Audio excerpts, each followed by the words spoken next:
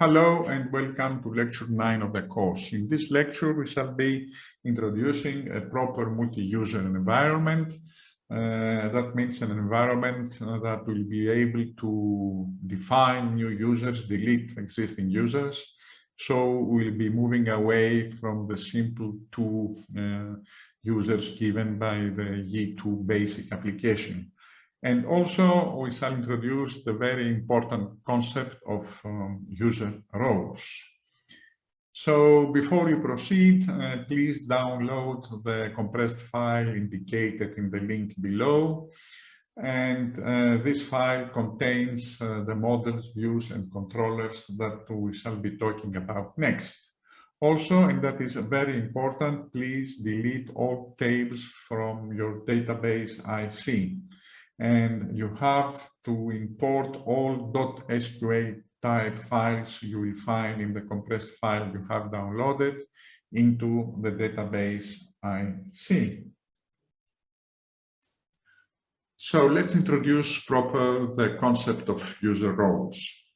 In a multi-user environment, we distinguish a hierarchy of user roles starting from end user all the way up to system administrator or sysadmin.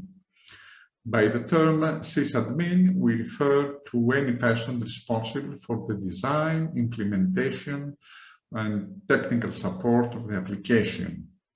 In a simple setting, the role a user has defines his privileges. That means what actions are accessible to him. Subsequently, we shall only consider the above two boundary user role cases. So, some general specifications on what we just said. Any user will be characterized by a unique company and a unique role. Any company may have many end users. An end user can either change his company ID or role ID. However, system administrators will be able to join at will any company as privileged users by changing the company ID field.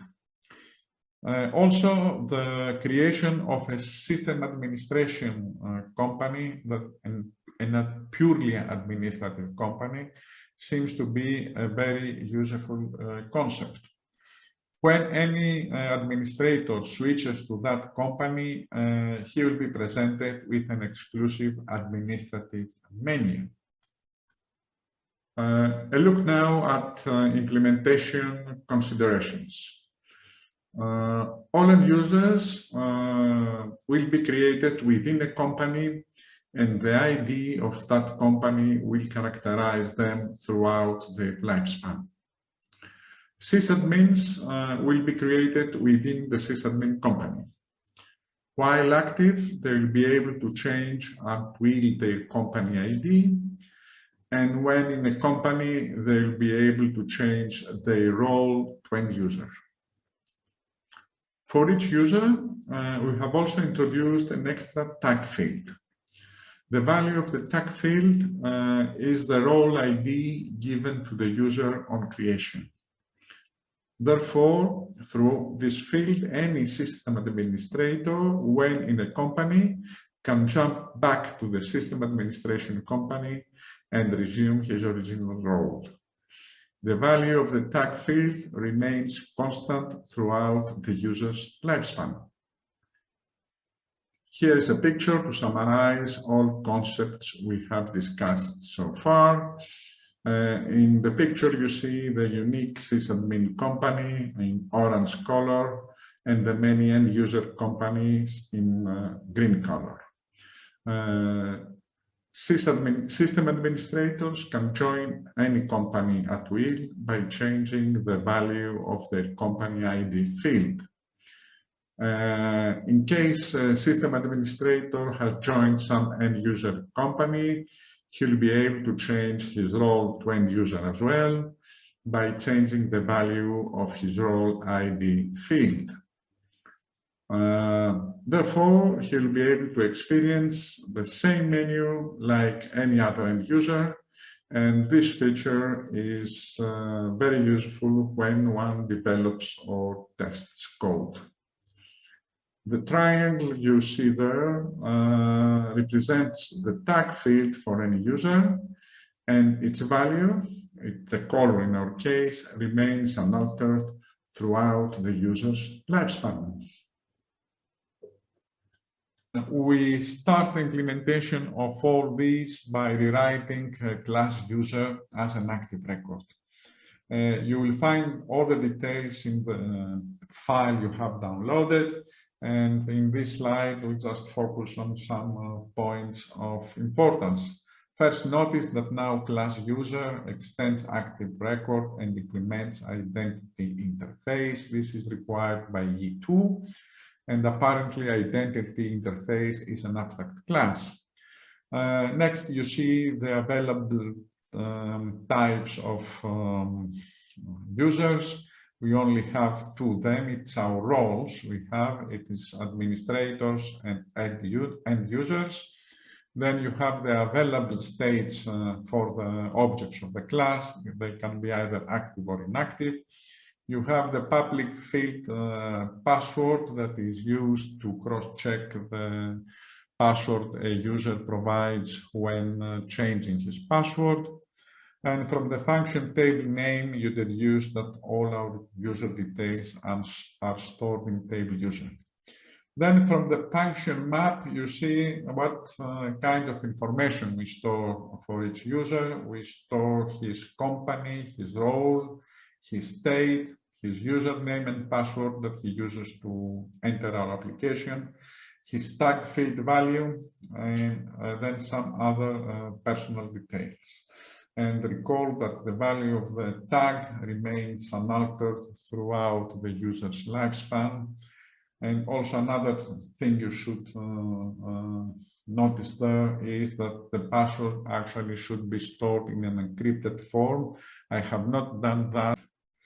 And after this, you'll find many methods that you can see in the code you downloaded. Some of them are store new, flip state batch, etc. Also with the class user, I introduce the concept of receiving batch data from a grid view widget.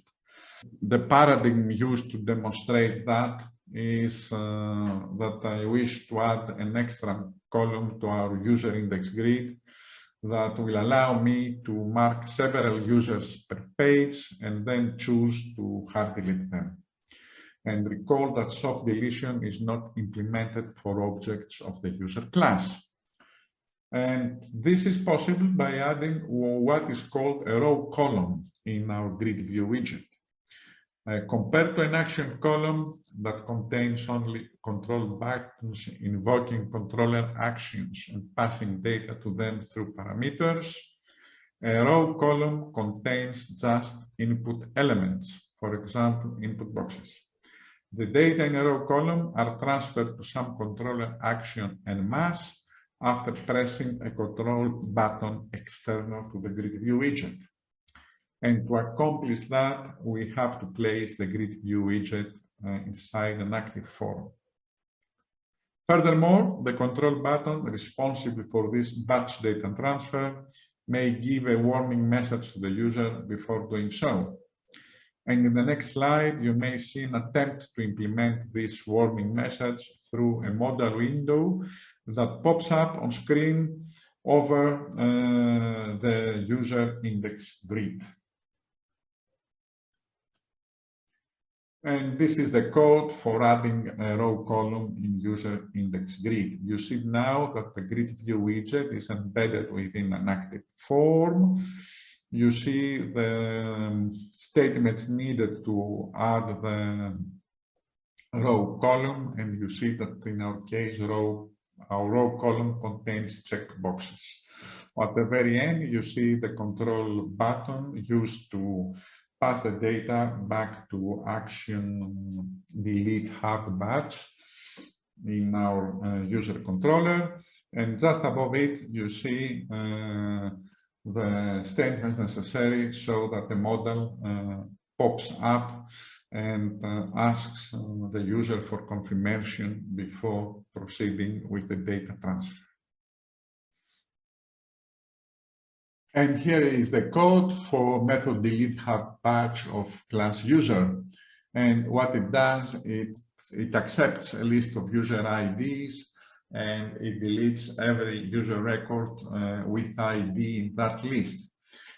Care has been taken so that if the active user has included himself in the list to be deleted, the function throws his user ID out of that list.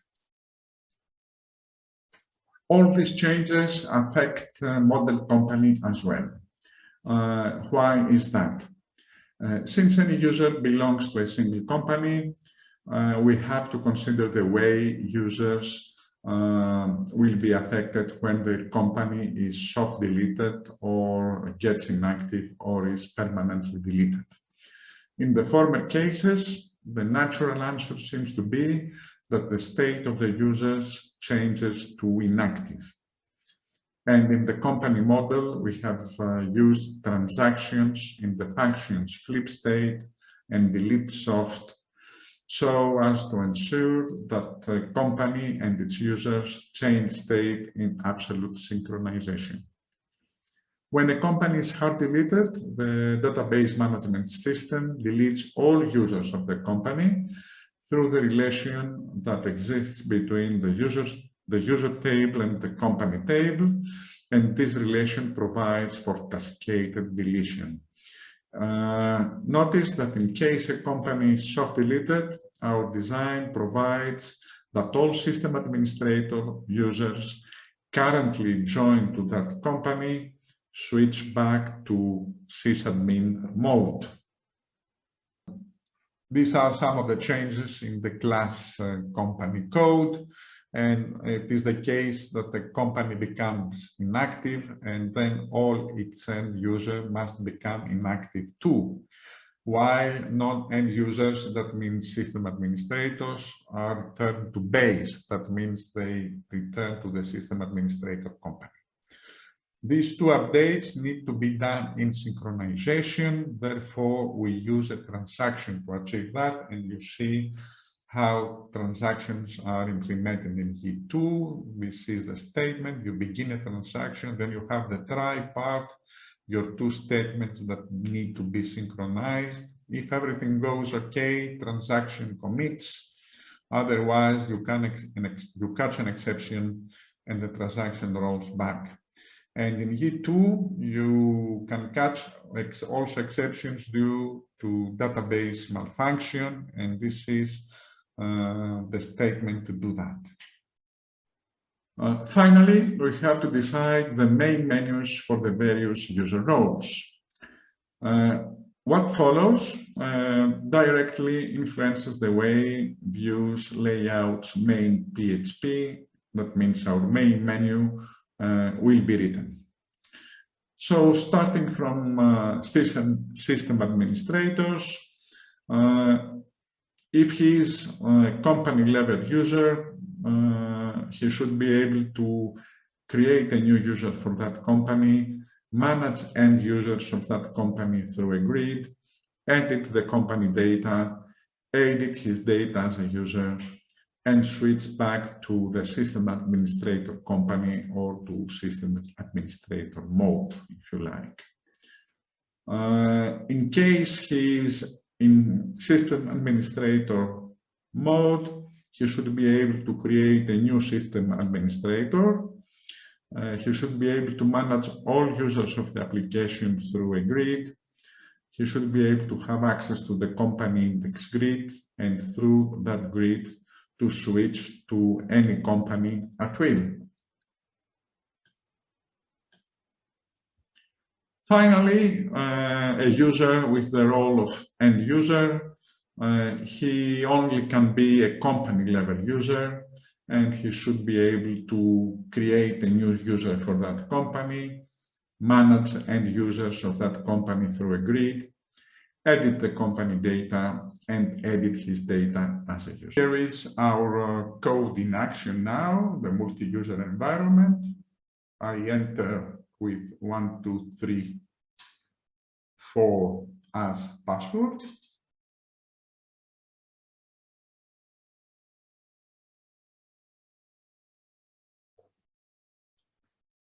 and I see the company index. And this is the admin company, and I create a new company, company X.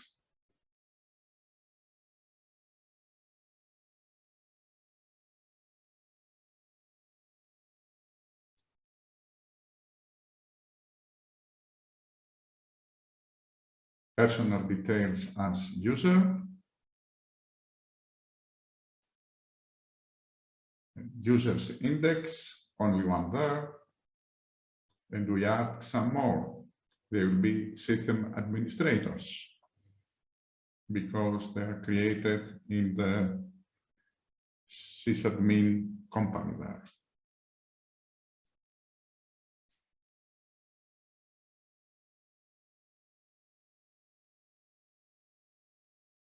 One more, system administrator.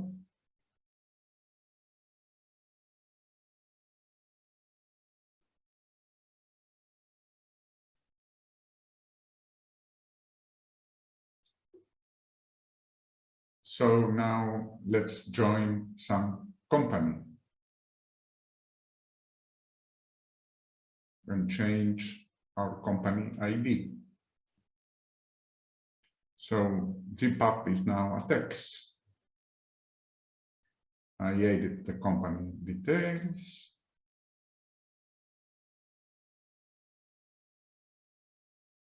And let's look at the users. My personal details still there. Let's look at the users index. Nobody in company X. So let's try to create one.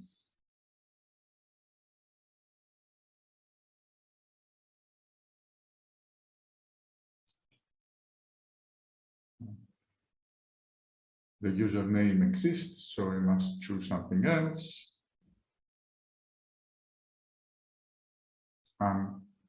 Is the new end user. And another one.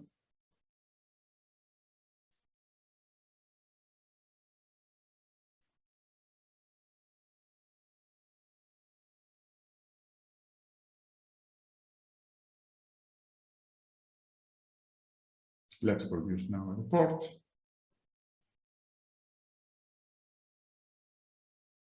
We see only the users of our company X.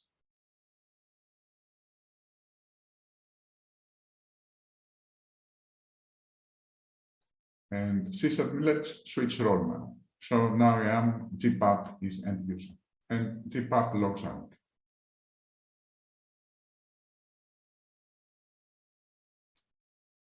So Anthony joins as administrator.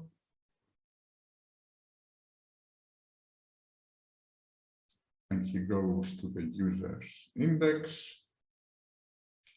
And he sees that GPAP is a system administrator and currently acting as an end user at company X. He can produce a report. And then Anthony may come in company index and make company X inactive. What happens to the users? Then users of X become inactive. GPAP has returned as system administrator. So here comes the other system administrator, Sophia.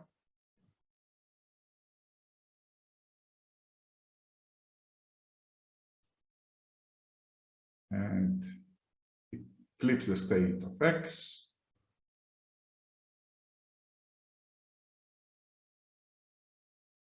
Now end users are active.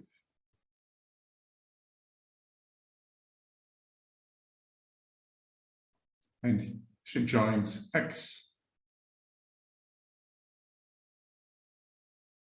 and logs out.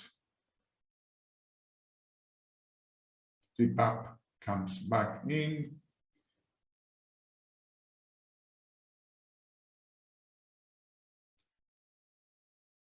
And he's going to delete company X.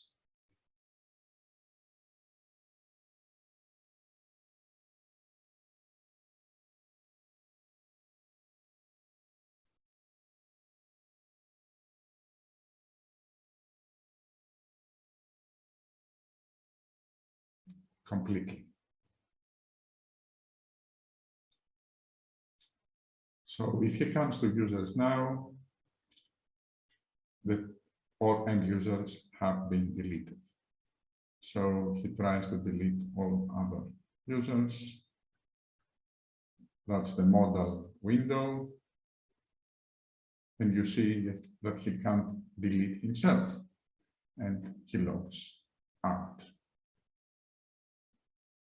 Before we conclude this lecture, we will consider the case of multiple user roles. In the most general case, one would have many user roles between sysadmin and end user. And let's call the role IDs of these roles mid1, mid2, mid-k, etc. For some user with role mid-k, if he has the ability. Before we conclude this lecture, we briefly consider the case of multiple user roles. In the most general case, one would have many user roles between system administrator and end user. Let's call these roles mid1, mid2, mid-k, etc.